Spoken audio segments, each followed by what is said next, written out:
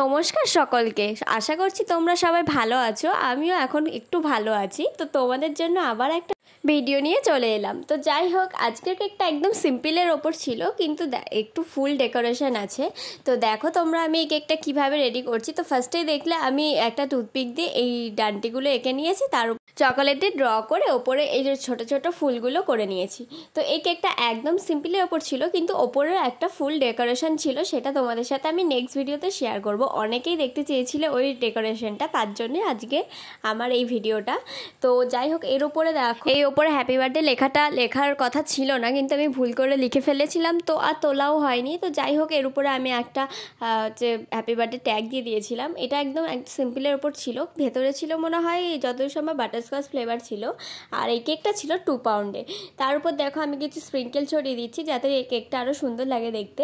তো এই কেকটা সিম্পলের ওপর তোমাদের কেমন লাগলো অবশ্যই জানিও, আর নেক্সট ভিডিওর জন্য পাশে থাকো। বাই।